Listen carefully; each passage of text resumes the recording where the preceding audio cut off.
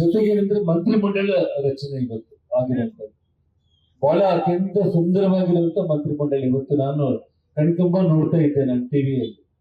ನಾನು ಗಂಗಾವತಿಯಲ್ಲಿ ಬರ್ತಾ ಕೂಡ ಒಂದು ಇವತ್ತಂತೂ ಬಹಳ ಖುಷಿ ನಮಗೇನಂತಂದ್ರೆ ಭಾರತೀಯ ಜನತಾ ಪಕ್ಷ 187 ಕೋಟಿ ನಮ್ಮ ನಾಗೇಂದ್ರ ನುಂಗ್ದ ಅಂತ ಹೇಳಿ ನಮ್ಮವರೆಲ್ಲರೂ ಕೂಡ ಹೋರಾಟ ಮಾಡ್ತಾ ಇದ್ರು.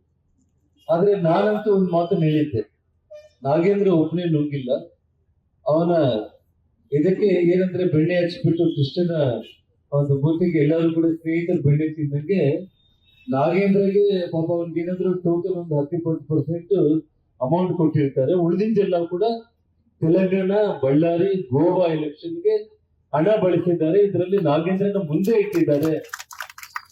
ಉಳಿದಿದ್ದ ಹಣ ಎಲ್ಲ ಇವರೇ ಲೂಟಿ ಹೊಡೆದಿದ್ದಾರೆ ಕಾಂಗ್ರೆಸ್ ಪಕ್ಷ ಅಂತ ಹೇಳಿ ಮೊಟ್ಟ ಮೊದಲು ಮಾಧ್ಯಮಗಳಲ್ಲಿ ಹೇಳಿದ್ದು ಜನಾರ್ದನಿತ್ತು. ಇವತ್ತು ಅದು ಸತ್ಯ ಆಯಿತು. ಯಾಕೆಂತಂದ್ರೆ ಇವತ್ತು ನಮ್ಮ ನಾಗೇಂದ್ರಗೆ ಆ ಸಚಿವ ಸ್ಥಾನ ಕೊಡ್ಲಿಲ್ಲ ಅಂತಂದ್ರೆ ಕೋರ್ಟ್ ಅಲ್ಲಿ ಅಪ್ರೂವಲ್ ಆಗಿಬಿಡ್ತಾ ಇದ್ದ.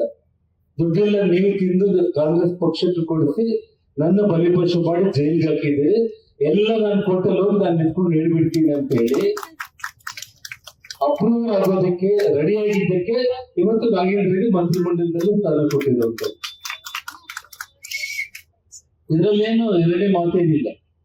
ಹಾಗಾಗಿ ನನಗೂ ಕೂಡ ಒಂದು ರೀತಿ ನಾಗೇಂದ್ರ ಬಗ್ಗೆ ಅನುಕಂಪನ್ನು. ಕಾರಣ ಏನಂತಂದ್ರೆ ಪಾಪ ಅವನಿಗೆ ಕೊಟ್ಟಿದ್ದು ಒಂದು 10-20 ಕೋಟಿ ಕೊಟ್ಟು ಉಳಿದಿದ್ದೆಲ್ಲ ಅವ್ನು ತಿಂದ್ಬಿಟ್ಟು ನಮ್ಮ ಬಳ್ಳಾರಿಯವರು ಯಾವುದೇ ಪಾರ್ಟಿ ಆಗಲಿ ಬಲಿಪಶು ಮಾಡಿಬಿಟ್ರಲ್ಲ ಅದು ನೋವಿತ್ತು. ಇವತ್ತು ನಮ್ಮವನು ಕೂಡ ಕರೆಕ್ಟ್ ಆಗಿ ಅವರೆಲ್ಲರನ್ನ ನೀವೇನೇನ್ ತಿಂದಿದ್ದೀರಲ್ಲ ಅದೆಲ್ಲ ಪಟ್ಟಿ ಮಾಡಿ ಕೋರ್ಟಿಗೆ ಕೊಡ್ತೀನಿ